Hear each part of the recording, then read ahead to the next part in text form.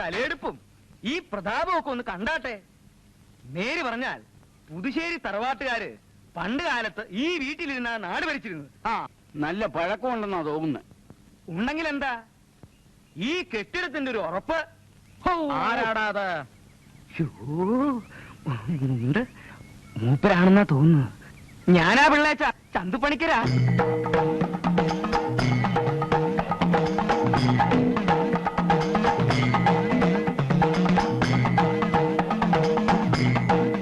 ചന്തുവായാലും കിന്തുവായാലും വീട് വിൽക്കുന്നില്ല എന്നാണ് എന്റെ പുതിയ തീരുമാനം. അയ്യോ, അങ്ങനെ പറയരുത്. ഒന്നും പറയണ്ട. എന്റെ സർവ്വ ഐശ്വര്യങ്ങൾക്കും ഏക കാരണം ഈ വീടാണ്. അറിയാവല്ലോ, നല്ല പാർട്ടിയാണെങ്കിൽ, കമ്മ്യൂണിസ്റ്റ് പാർട്ടിയായാലും ശരി, കോൺഗ്രസ് പാർട്ടിയായാലും ശരി, ഞാൻ ഈ വീട് കൊടുക്കുന്നില്ല. ആ പാർട്ടി അല്ല, പിന്നെ നല്ല പാർട്ടിയാണെങ്കിൽ പിള്ളേച്ചൻ വീട് കൊടുക്കാമെന്ന് വാക്ക് പറഞ്ഞിരുന്നു. തല പോയാലും പിള്ളേച്ചൻ വാക്ക് മാറില്ല. വാക്കല്ലാതെ പിന്നെ തല മാറ്റാൻ പറ്റുള്ളൂ. ഹിന്ദുക്കൾക്ക് വീട് കൊടുക്കില്ല എന്നും ഞാൻ പറഞ്ഞിരുന്നു. അതെനിക്ക് ഓർമ്മയുണ്ട്. ഓർമ്മയുണ്ടല്ലോ. ആ, ഇത് ഹിന്ദു അല്ല, അസല് ക്രിസ്ത്യാനിയാ. താനെന്റെ ബലഹീനത്തിൽ തന്നെ കയറി പിടിച്ചു കളഞ്ഞല്ലോടോ പണിക്കരെ. ഇതേ എനിക്ക് വേണ്ടപ്പെട്ട ഒരാളാ. ശരി, ഒരു ക്രിസ്ത്യാനിക്കാണ് ഈ വീട് വിധിച്ചിരിക്കുന്നെങ്കിൽ അങ്ങനെ ആയിക്കോട്ടെ. ഈശ്വരാ, താൻ അകമൊക്കെ കൊണ്ടുവന്ന് കാണിച്ചു കൊടുക്കടോ. ചെന്നാട്ടെ ചെന്നാട്ടെ.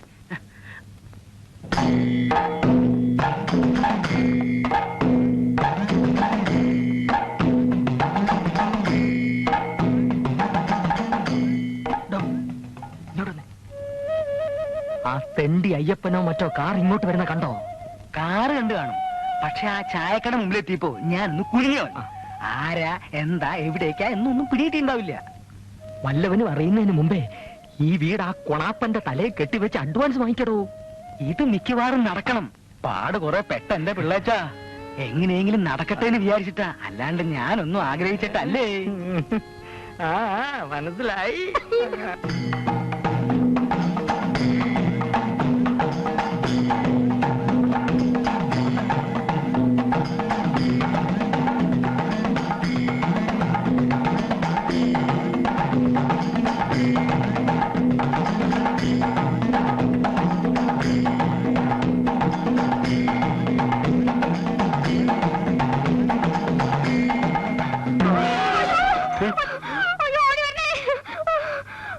എന്താ എന്താ വീട് നോക്കാൻ വന്നതാ?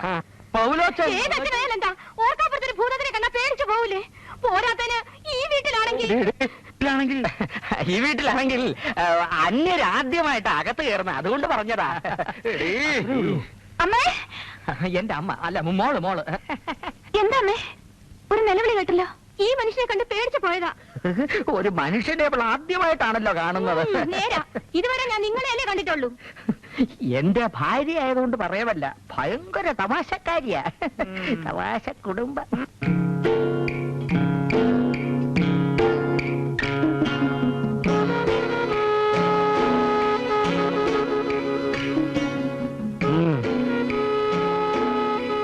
ഒരു കാര്യം കലക്കാൻ പോകുമ്പോ നേരായ വഴിയെ പോകാൻ പാടില്ല. ഞാൻ പറഞ്ഞ പോയിന്റ് എനിക്ക് മനസ്സിലായോ? അതുകൊണ്ട് വളഞ്ഞ വഴിയെ പോകാം. ഹനുമാൻ ലങ്കയാടിയപ്പോ അയ്യപ്പൻ മതിലയാടുന്നു, അത്രേ ഉള്ളൂ സംഭവം.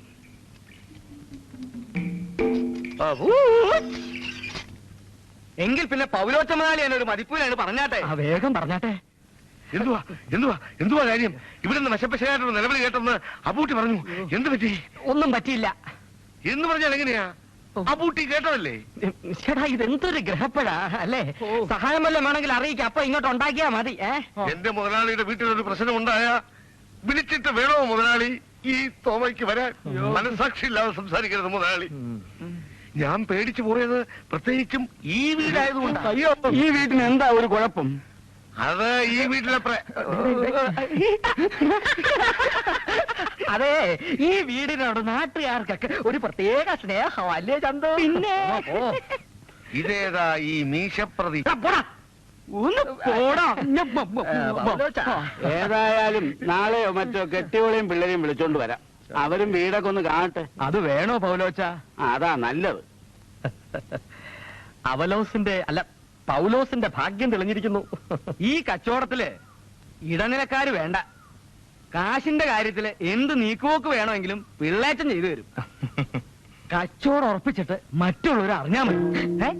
കല്ലല്ലേ ഇത്? പിടിക്കാത്തണ്ടിയെ. അലവലാതി. 6 മാസങ്ങൾക്ക് മുമ്പ് വീട്ടുജോലിക്ക് നിന്നിരുന്ന പുതുക്കോട് ശാന്ത എന്നൊരു പെൺകുട്ടി ഈ വീട്ടിൽ തൂങ്ങിച്ചത്തു. ഇരവി രാമൻപിള്ള കോൺട്രാക്ട് എടുത്ത് കെട്ടിയ ഒരു പാലം പൊളിഞ്ഞു. കാറിന്റെ ഡ്രൈവർ ആക്സിഡന്റിൽ മരിച്ചു. ജ്യോത്സ്യവിധി പ്രകാരം താമസിക്കാൻ കൊള്ളാത്ത വീടാണെന്ന് മനസ്സിലായി. പിള്ളയുടെയും ചതിയൻ ചന്തുപ്പണിക്കയുടെയും ചതിക്കുഴിയിൽ വീഴാതെ സൂക്ഷിക്കുക. എന്റെ പോയിന്റ് മനസ്സിലായോ? കുഞ്ഞിരാമൻ പറ്റ ₹1.85. ഒരു അജ്ഞാത സുഹൃത്ത്. അപ്പൊ അതാണ് കാര്യമല്ലേ? നുണ, ശുദ്ധ നുണ. ഇതാ ചായക്കടക്കാരൻ എരപ്പാട് എഴുതി പിടിപ്പിച്ചതാ. ഇപ്പൊ എനിക്കും പിടികിട്ടി ഇതിന്റെ പൊരുള്. നിങ്ങളെ കെട്ടിയോളും ഓടിക്കയറി വന്ന തോമായും വീടിനെ പറ്റി സൂചിപ്പിച്ചതിന്റെ അർത്ഥം എനിക്ക് മനസ്സിലായി. എടോ പണിക്കരെ, ചതിക്കാനായിരുന്നു താൻ എന്നെയും കൊണ്ടുവന്നല്ലേ? ദൈവദോഷം പറയല്ലേ പൗലോച്ച? പറയുന്ന ഒരു സംഭവം ഇവിടെ നടന്നിട്ടില്ല. ഞാൻ നാട്ടുകാരുടെ തന്നെ അന്വേഷിക്കട്ടെ. നാട്ടുകാര് അവന്മാര് വെറും നാറികളാ. പ്രത്യേകിച്ചും ആ ചായക്കടക്കാരൻ അയ്യപ്പൻ എമ്മെ. താൻ ഒന്നും പറയണ്ടോ? വെറുതെ പെട്രോളിന്റെ കാശും കളഞ്ഞ് സമയവും മെനക്കെടുത്തി.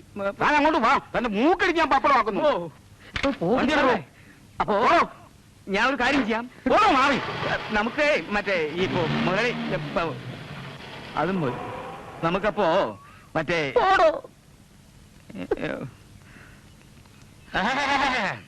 ചന്തു നിൽക്കുന്നു കാലമാണ്. അയ്യോ,